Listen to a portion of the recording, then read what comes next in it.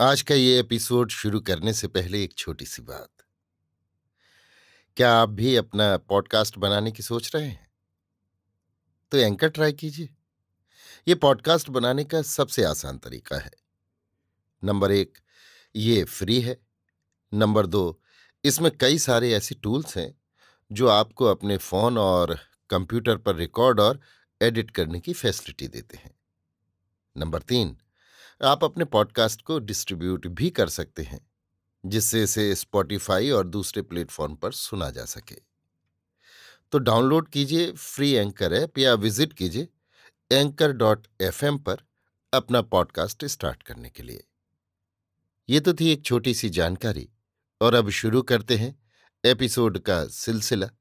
तो आज के एपिसोड में लीजिए सुनिए ना पार्थ सारथी के लिखे उपन्यास ये गली बिकाऊ नहीं का भाग 16, मेरी यानी समीर गोस्वामी की आवाज में। इप्पू के हवाई अड्डे पर अब्दुल्ला के साथ उतरा हुआ गोपाल वापस विमान के अंदर लौट आया। उसने माधवी को बुलाया। माधवी, तुम 1 मिनट आकर अपना मुंह तो दिखाओ। अरे आजकल सिर्फ मर्द जाए तो कौन रसिक कद्र करने को तैयार होता है। पूछता है, आपकी मंडली में कोई अभिनेत्री नहीं है? मैं नहीं आती, मुझे बड़ा सिरदर्द हो रहा है। प्लीज, बहुत से लोग हाथों में माला लिए खड़े हैं। माधवी असमंजस में पड़कर मुत्तु कुमरन को यों देखती रही मानो वो बाहर जाने या ना जाने की अनुमति मांग रही हो आओ ना, माला के साथ आए सज्जनों को निराश न करो, मुत्तु कुमरन ने आदेश दिया। माधवी अनिच्छा से उठकर गई। मुत्तु कुमरन ने कांच के झरोखे से बाहर की भीड़ को देखा। 4-5 मिनट में दोनों माधवी और अब्दुल्ला जहाज पर लौट आए। जहाज फिर उड़ने लगा। पलक झपकते न झपकते पिनांग आ गया। पिनांग के हवाई अड्डे में भी दर्शकों की भीड़ उमड़ी पड़ी थी। बड़े ठाठ बाट से उनका स्वागत हुआ। माधवी और गोपाल ने सबको मुत्तु कुमरन का परिचय दिया। अब्दुल्ला ने जैसे उसकी परवाह ही नहीं की। मुत्तु कुमरन ने भी अब्दुल्ला की परवाह कहाँ की। फिर भी उसे इस बात का दुख अवश्य हो रहा था कि अब्दुल्ला अपने देश में आए हुए मेहमान कलाकारों का मेजबान होकर भी उदासीनता बरत रहा है। हवाई अड्डे से पिनांग के शहर में जाते हुए काफी अंधेरा हो चला था। उस रात अब्दुल्ला ने पिनांग हिल में अपने बंगले पर उन्हें ठहराने की व्यवस्था की थी। इसलिए हवाई अड्डे से निकली कारें सीधे पिनांग हिल जाने वाली रेलगाड़ी पकड़ने के लिए स्टेशन पर आ रुकीं। उस छोटी सी रेलगाड़ी को सीधे पहाड़ पर चढ़ते देखकर उन्हें बड़े उत्साह का अनुभव हो रहा था। उस रेल के डिब्बे में माधवी और मुत्तु कुमरन पास पास बैठे थे। नीचे मुड़कर देखा तो रेलवे स्टेशन और नगर के कुछ इलाकों की बत्तियां उस धुंधलके में रोशनी की नन्ही नन्ही बूंदें बनकर झिलमिला रही थीं। पहाड़ी पर चढ़ने पर अब्दुल्ला के बंगले की ओर जाने वाले रास्ते से नीचे देखने पर समुद्र और पिनांग के बंदरगाह दीख पड़े। पिनांग से पिरय और पिरय से पिनांग आने जाने वाली फेरी सर्विस की रोशनियां टिमटिमा रही थीं। शहर की रंग बिरंगी बत्तियों और नयन सायन दृश्यों से आंखें आनंद से चमक रही थीं। पिनांग के हिल पार्क में थोड़ी देर बैठे रहने के बाद वे अब्दुल्ला के बंगले में गए। अब्दुल्ला का बंगला पहाड़ी के शिखर पर घनी फिर भी शांत बस्ती में स्थित था। बंगले की ऊपरी मंजिल पर हर एक को अलग अलग और सुविधाजनक कमरे दिए थे। रात के भोजन के बाद हॉल में बैठे बातें करते हुए अब्दुल्ला ने कहा, मिस्टर गोपाल, कॉकटेल मिक्स करने में इस मलेशियन एट्रियट्स भर में मैं एक्सपर्ट माना जाता हूं। अनेक प्रांतों के सुल्तान अपना जन्मदिन मनाते हुए कॉकटेल मिक्स करने के लिए मुझे विशेष रूप से आमंत्रित करते हैं। वो सौभाग्य मेहरबानी करके हमें भी प्रदान करें। गोपाल ने उनसे अनुनय किया। माधवी और मुत्तु कुमरन ने मुंह नहीं खोला तो अब्दुल्ला ने अपनी बात जारी रखी। आप जो कह रहे हैं ठीक है, पर माधवी जी कुछ बोलती नहीं। इस प्रोविंस वेलसली से कितने ही करोड़पति मेरे हाथ का कॉकटेल सेवन करने के लिए लगभग रोज ही यहां आते रहते हैं। ना जाने क्यों माधवी जी मुंह नहीं खोल रही। उसे इसकी आदत नहीं। मेरे ख्याल में उस्ताद तो साथ देंगे। गोपाल ने मुत्तु कुमरन की ओर इशारा किया। पर अब्दुल्ला तो माधवी के पीछे ही पड़े हुए थे। सो कैसे? इतने दिनों से माधवी जी फिल्म जगत में काम कर रही हैं। ये सुनते हुए यकीन नहीं होता कि अभी आदत नहीं पड़ी। माधवी ने इसका भी कोई उत्तर नहीं दिया। इस बीच अब्दुल्ला का नौकर कॉकटेल बनाने के लिए तरह तरह की शराब की बोतलें और प्याले मेज पर रख गया। विभिन्न चमकीले रंगों में विभिन्न आकारों वाली वे बोतलें और प्यालियां इतनी सुंदर थीं कि उन्हें चूमने को जी करता था। सुनहरी रेखाओं से बेल बूटे कढ़ी प्यालियों पर से आंखें हटाना असंभव सा था। अब्दुल्ला उठे और मेज के पास जाकर कॉकटेल मिक्स करने लगे। गोपाल भी उठा और माधवी के पास जाकर बोला, प्लीज कीप कंपनी, आज एक दिन के लिए मेरी बात मानो, अब्दुल्ला का दिल न तोड़ो। गोपाल अपनी बातों पर जितना अड़ा था, उससे रत्ती भर भी माधवी की जिद कम नहीं थी। अब्दुल्ला तो बात बात पर माधवी का ही नाम संकीर्तन करते जा रहे थे। गोपाल अब्दुल्ला का दिल रखना चाहता था, पर माधवी हठ ठाने हुए थी। गोपाल को उसके हठ पर क्रोध आ रहा था। असल में क्रोध उसके हठ पर भी नहीं, उस हठ को हवा देने वाले व्यक्ति पर था। मुत्तु कुमरन जैसे आत्माभिमानी और हठी व्यक्ति की संगति में आने पर ही तो वो इतना बदल गई थी। मुत्तु कुमरन जैसा मर्द उसके जीवन में नहीं आया होता तो माधवी झक मारकर उसकी बातें मानती चली जाती, उंगलियों पर नाचती फिरती। इसलिए गोपाल का क्रोध माधवी पर न जाकर मुत्तु कुमरन पर गया। वो मन ही मन भुनभुनाया कि इस पापी कलमुहिक उस्ताद की वजह से ही तो माधवी में मानाभिमान और रोष का भाव इस तरह सवार है। गोपाल को लगा कि माधवी के एक इशारे पर अब्दुल्ला जैसा व्यक्ति अपनी दौलत का सारा खजाना लुटा देगा। अब्दुल्ला की हर बात और हर नज़र पर जिद भरी हवस का रंग चढ़ा हुआ था। बात जो भी हो, वो यही पूछते नजर आते कि माधवी जी भी आ रही है ना, माधवी जी क्या कहती हैं, माधवी जी क्या चाहती हैं। लेकिन माधवी कुछ ऐसी निकली कि किसी को आंख उठाकर देखना हो या किसी पर मुस्कान फेरनी हो तो वो मुत्तु कुमरन की आज्ञा चाहेगी। हाँ, बिना उसकी आज्ञा के माधवी लता का अब एक पत्ता भी नहीं हिलता। गोपाल ने देखा कि ऐन मौका हाथ से निकला जा रहा है। उसे इस बात की पहले आशा नहीं थी कि वातावरण कुछ इस तरह करवट लेगा। उसे इस बात की तनिक बू तक लगी होती तो मुत्तु कुमरन को इस सफर में साथ लाया ही नहीं होता। शुरू में ही मुझे मना कर देना चाहिए था, मैंने बड़ी भूल कर दी, अब पछताने से क्या फायदा। गोपाल विचारों में खो गया। कॉकटेल मिक्स करके एक ट्रे में 4 गिलास उठाए। जब अब्दुल्ला ने मुड़कर देखा तो पाया कि वहां गोपाल के सिवा कोई तीसरा नहीं था। वे कहाँ हैं? मैंने तो 4 गिलास मिला लिए हैं। ना जाने कहाँ नीचे उतर गए, शायद टहलने गए हों। आप जरा जोर डालते तो वे रुक जाते मिस्टर गोपाल। वो नाटककार बड़ा ढीठ है और हमेशा उसी के पीछे लगा रहता है। उसे 1 गिलास देकर 2 घूंट पिला देते तो माधवी आप ही वश में आ जाती। गोपाल ने कोई उत्तर नहीं दिया। अब्दुल्ला बोलते चले गए, ऐसे ट्रिपों में ऐसे झक्की आदमी हो तो ट्रिप का मजा ही किरकिरा हो जाता है। कंपनी देने के लिए आदमी चाहिए, ना कि बिगाड़ने के लिए। ऐसे ढीठ और सिरफिरों को तरजीह देना ठीक नहीं। क्या करें, सगुन के डर से बिल्ली को गोद में लाने जैसी बात हो गई। इस मनहूस को साथ लाने के पाप का फल भुगतना ही पड़ेगा। दोनों आमने सामने बैठकर कॉकटेल में डूब गए। बातों की दिशा बदलकर गोपाल ने पिनांग शहर की सुंदरता और स्वच्छता का विस्मय प्रकट किया। इसकी वजह क्या है मालूम है? इस शहर को संवारने का काम अंग्रेजों ने किया है। वे इसे जॉर्ज टाउन मानते हैं। हमारे तमिल भाइयों के अलावा यहां और कौन बसे हुए हैं? चीनी है, सैनियन नाम से मेरे एक दोस्त हैं।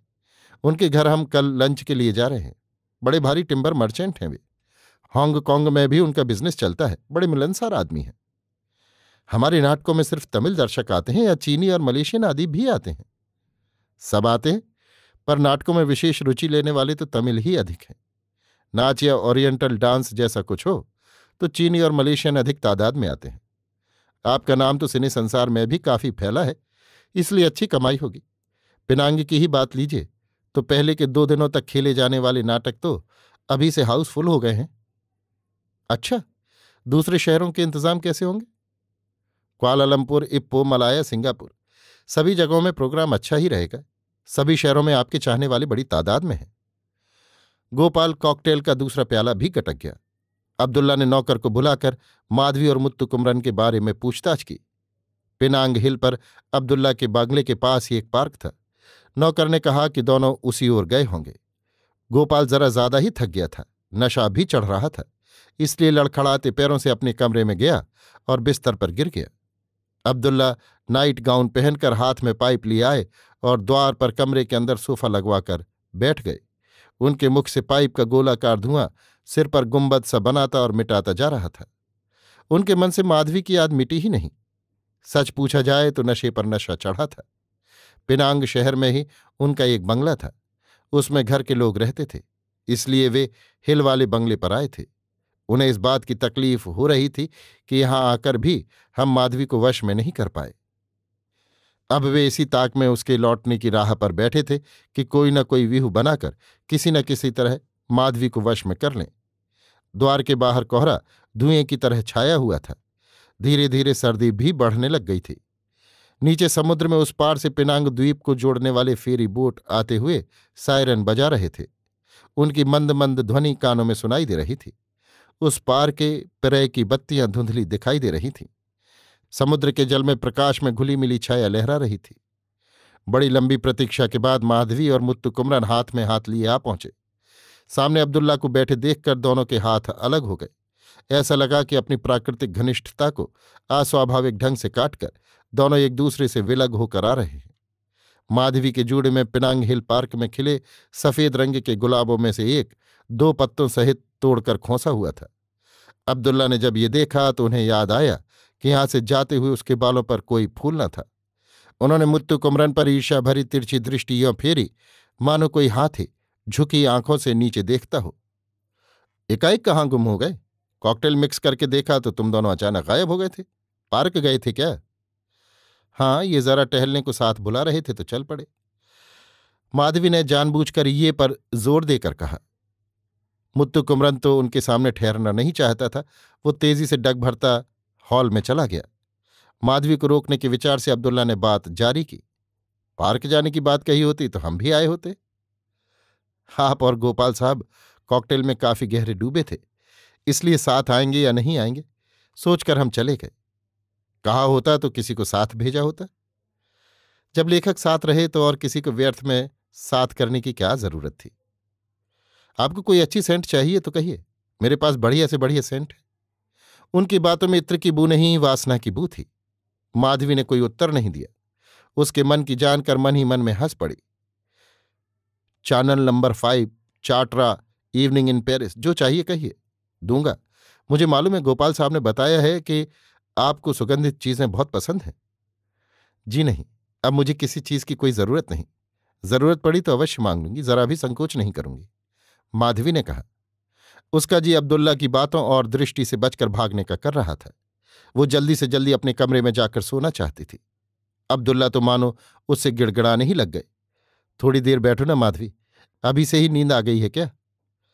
हाँ, सवेरे मिल लेंगे, गुड नाइट, कहकर माधवी अपने कमरे में गई और छिटकनी लगाकर उसने चैन की सांस ली। सवेरे उठकर ब्रेकफास्ट से निवृत्त होकर वे सब पिनांग हिल से नीचे उतर पड़े।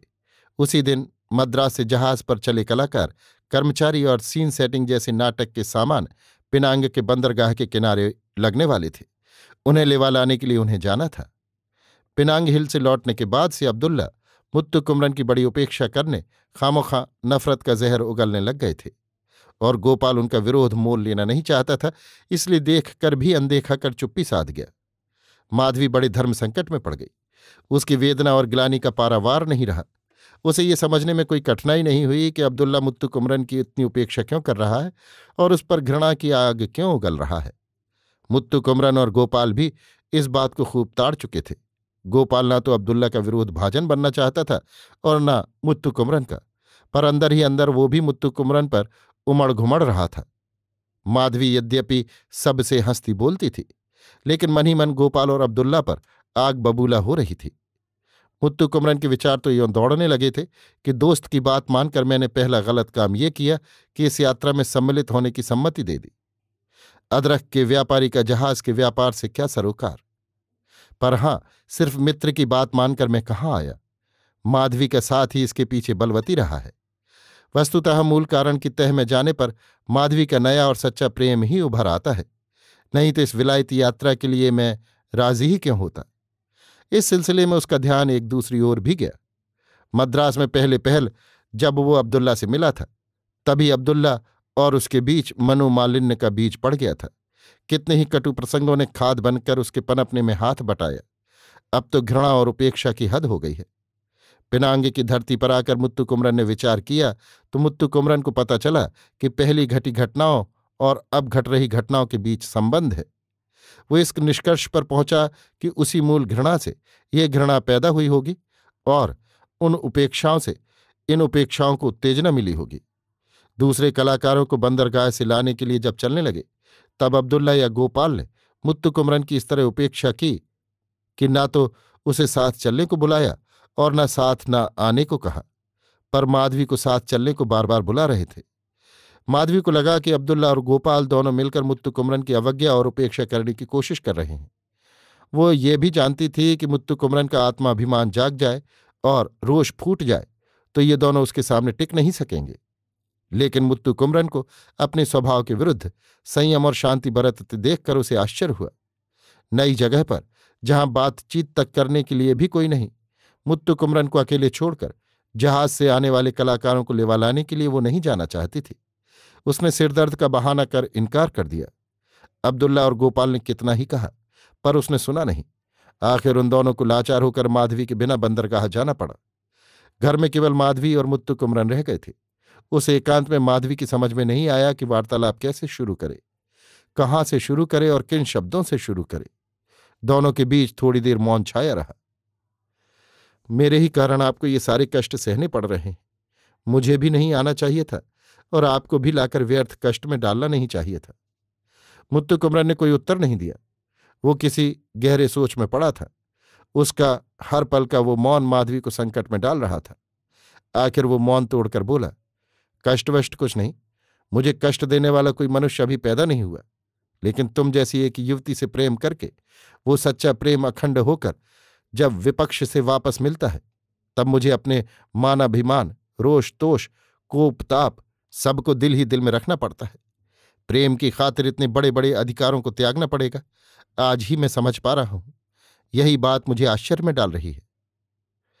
इस मामले में अब्दुल्ला घोर असभ्य और जंगली निकलेगा, इसका मुझे ख्याल तक नहीं आया। तुम्हें ख्याल नहीं आया तो उसके लिए दूसरा कोई क्या करे। असभ्यता ही आज 75% लोगों में घर किए हुए है। सभ्यता तो एक ओढ़नी मात्र है, जब चाहे मनुष्य निकालकर ओढ़ लेता है, बस। मुत्तु कुमरन ने विरक्ति से उत्तर दिया। जहाज पर आने वालों ने आवास पर पहुंचकर दोपहर तक विश्राम किया। तीसरे पहर को सब अलग अलग कारों में सवार होकर पिनांग नगर का पर्यटन करने चल पड़े। सभी सहस्त्र बुद्ध का पगोड़ा, सांपों का मंदिर, पिनांग के पर्वत प्रदेश और समुद्र तट की सैर को गए। माधवी मन ही मन डर रही थी कि पिछली रात और सुबह की अवज्ञा और उपेक्षा का ख्याल करके मुत्तु कुमरन घूमने आने से कहीं इनकार कर दे तो क्या हो। लेकिन वो वैसी कोई जिद न पकड़कर शांत चित्त से चलने को तैयार हो गया तो उसे आश्चर्य हुआ। वे जहां जहां गए, कलाकारों को देखने के लिए लोगों की बड़ी भीड़ लग गई। ऑटोग्राफ और फोटोग्राफ के लिए लोग पिल पड़े। सहस्त्र बुद्ध का पगोड़ा पहाड़ पर एक अटारी जैसा खड़ा था। उस पहाड़ के चारों ओर जिधर देखो बुद्ध मंदिर थे। सारा मंदिर परिसर अगरबत्तियों की सुगंध से महक उठा था। कहीं कहीं लाठी और मूसल जैसी दानवाकार अगरबत्तियां लगी थीं। फोटो खिंचवाने और चित्र चाहने वालों को चित्र बेचने के लिए चीनी विक्रेतागण बड़ी फुर्ती से दौड़ दौड़कर ग्राहक खोज रहे थे। मदुरै के नए मंडप की दुकानों की भांति और पलनी के पहाड़ पर चढ़ने की पगडंडी की भांति बुद्ध मंदिर जाने वाली सीढ़ियों में भी दोनों तरफ चीनियों की घनी दुकानें थीं। खिलौनों से लेकर तरह तरह के उपयोगी और केवल सजावटी सामान उन दुकानों में बिक रहे थे। वे चीनियों की मेहनत और कारीगरी का उत्तम नमूना पेश करते थे। सहस्त्र बुद्ध के पगोड़े की सीढ़ियां चढ़ते हुए एक जगह पर माधवी की सांस चढ़ गई। उसके पीछे सीढ़ियां चढ़ते हुए मुत्तु कुमरन ने देखा कि वो लड़खड़ा रही है, तो उसने लपक कर हाथों का सहारा दिया। कहीं गिरकर मर ही न जाना। तुम्हारे लिए मैं जो साधना कर रहा हूं उसका क्या होगा। उसने उसकी कमर को जोर से भींचते हुए उसके कानों में कहा तो माधवी पर मधुवर्षा सी हुई। मरूं, वो भी आपके साथ रहते हुए? ना बाबा ना। ये कहते हुए माधवी के मुख पर जो मुस्कान खिली वो अमृत की बेल बो गई। उस मुस्कान को फिर से देखने का उसका मन लालायित हो उठा। इस एक मुस्कान के लिए उसे लगा कि अब्दुल्ला की अवज्ञा, गोपाल की उपेक्षा आदि सभी कुछ सहे जा सकते हैं। सहस्त्र बुद्ध पगोड़े से वे सीधे सांपों के मंदिर में गए। उस मंदिर के किवाड़ों पर, झरोखों के सीखचों पर जहां देखो वहां हरे हरे सांप रेंग रहे थे। बरामदे पर रखे गमलों पर, गुरोटन्स के पौधों पर और छत की बुर्जियों पर भी सांप लटक रहे थे। पहले ही से परिचित व्यक्ति तो निडर होकर आते जाते रहते थे, पर नवागंतुक तो डर रहे थे। कुछ हिम्मत कर लोग उन सांपों को हाथों में लिए या गले में माला की तरह पहने हुए फोटो के लिए पोज भी दे रहे थे। ऐसे चित्र उतारने के लिए कुछ चीनी वहां पहले से ही मौजूद थे। वे पर्यटकों से कह रहे थे कि आप अपना स्थायी पता और रुपए दे जाएं तो फोटो आपको खोजते हुए आपके घर आ जाएंगे। गोपाल डर के मारे मंदिर के बाहर ही रह गया। माधवी भी कम डरपोक नहीं थी, पर मुत्तु कुमरन धैर्य के साथ अंदर चला गया तो वो भी उसका पीछा किए बिना नहीं रह सकी। हमारे इर्द गिर्द मंडराने वालों में कितने ही ऐसे हैं जो इन विषधर नागों से कम क्रूर नहीं हैं। जब हम उनसे नहीं डरते तो इन बेचारे बेजुबान प्राणियों से क्यों डरे? मुत्तु कुमरन ने पूछा। किसी आदत की वजह से इस मंदिर में लगातार सांप आते रहते हैं। यदि लोग उन्हें ना सताए तो वे भी नहीं काटते, मार्गदर्शक के रूप में अब्दुल्ला द्वारा भेजे हुए आदमी ने कहा। सांपों के मंदिर से वे पिनांग नहर की वीथियों से चलकर एक बुद्ध मंदिर में गए। शयनासन में बुद्ध की एक बड़ी प्रतिमा उस मंदिर में थी। एक पहाड़ी पर चढ़ते हुए उन्होंने रास्ते में एक पुराना हिंदू मंदिर भी देखा। पहाड़ पर एक जगह कारें खड़ी करके मार्गदर्शक ने उन्हें डोरियान रंबुत्तान जैसे फल खरीदकर चखने को दिए। डोरियान फल की बू से माधवी को उबकाई आई। मुत्तु कुमरन ने तो उस फल की फांक खाकर कहा कि उसका स्वाद मधु मधुर है। माधवी भी नाक पकड़कर उस फल के पिलपिले गूदे को एक झटके में निगल गई। डोरियान कटहल की फांक से भी सफेद और सख्त था, पर वो बहुत मीठा था। भगवान ने न जाने क्यों उस मीठे और जायकेदार फल में ऐसी बदबू भर रखी थी। वे पहाड़ी सड़कों से गुजरते हुए पिनांग द्वीप की सभी दिशाओं में हो आए। गोपाल यद्यपि उनके साथ गया, फिर भी अपनी हैसियत और बड़ाई की धाक जमाने के लिए उनसे दूर ही रहा। किसी से ज्यादा मिला जुला नहीं। सिर्फ उसके उपयोग के वास्ते अब्दुल्ला ने एक कॉडिलक स्पेशल कस्टम की कार का प्रबंध कर रखा था। सभी जगहों पर वही कार आगे आगे गई और बाकी सब कारें पीछे पीछे। अभी आप सुन रहे थे ना पार्थ सारथी के लिखे उपन्यास ये गली बिकाऊ नहीं का भाग 16, मेरी यानी समीर गोस्वामी की आवाज में।